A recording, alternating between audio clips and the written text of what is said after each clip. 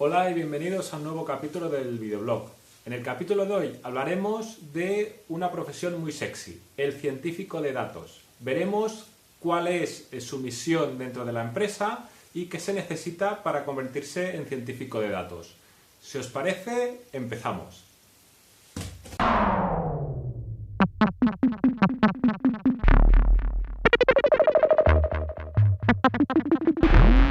La ciencia de datos, o data science, como se conoce en inglés, es la disciplina que se encarga de extraer conocimiento e información de los datos.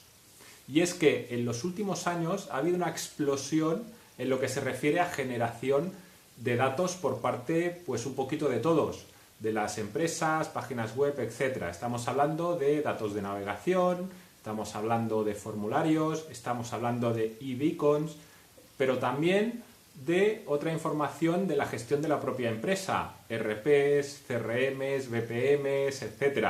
Y no solamente eso, también datos externos que nos lo pueden proveer organizaciones gubernamentales, etc. Por ejemplo, datos de población, datos sobre el tiempo, datos sobre noticias, etc. Todo esto, toda esta información, la empresa debe integrarla, cruzarla y aprovecharla para intentar ser más competitivos. La misión del científico de datos no es otra que la de extraer conocimiento de los datos y transmitírselos a los líderes de la organización. O dicho de otro modo, debe ser capaz de responder preguntas de negocio sobre los datos y ser capaz de presentarlas de forma efectiva. Se trata de una profesión que hoy en día es considerada clave. Se utiliza, por ejemplo, en la gestión de redes sociales, en las propias redes sociales como Facebook, LinkedIn, etc., para gestión de comunidades, incluso para el propio negocio. Y esto irá creciendo. Dentro de pocos años, ningún negocio que no sea capaz de trabajar con sus propios datos no será capaz de crear ninguna ventaja competitiva, porque los demás competidores se le comerán el mercado. Pero vamos a ver ahora qué tenemos que aprender para llegar a ser un buen científico de datos.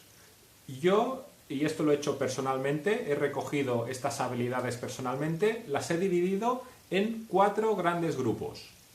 El primero de los grupos tienes que tener una base tecnológica muy buena. Tienes que ser capaz de programar, de dominar bases de datos.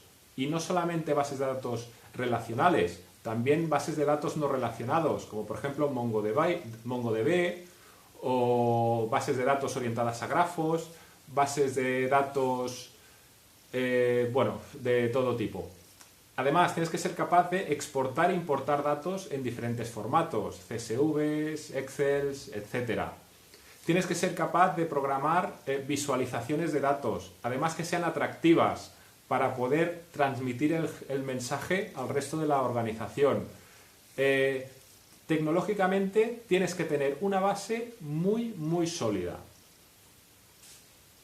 El segundo grupo, matemáticas y estadística. Debes tener una base muy fuerte de matemáticas y estadística para hacer exploración de variables, para hacer data mining, para hacer machine learning, para aplicar todos esos algoritmos necesarios para extraer la información de la ingente cantidad de datos.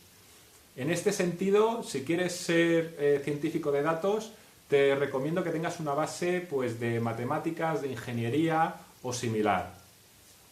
El tercer gran grupo es todo relacionado con la comunicación y visualización de datos. Tienes que tener buenas dotes de comunicación. Tienes que saber hacer presentaciones, tienes que saber hacer, por ejemplo, infografías, visualizaciones de datos, para poder transmitir todos tus conocimientos al resto de la organización. En este sentido, la comunicación es clave. El cuarto grupo está relacionado con todo lo que son las habilidades blandas, el trabajo autónomo, la capacidad de organización, la capacidad para comunicación, que ya lo hemos hablado antes. El científico de datos tiene que ser alguien con experiencia, con una gran base en lo que es el trabajo del día a día.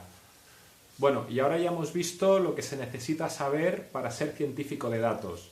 Pero, atención, ser científico de datos es una profesión denominada sexy, que es muy atractiva para mucha gente. Y además, mucha gente la ve factible, como fácil llegar a ser científico de datos.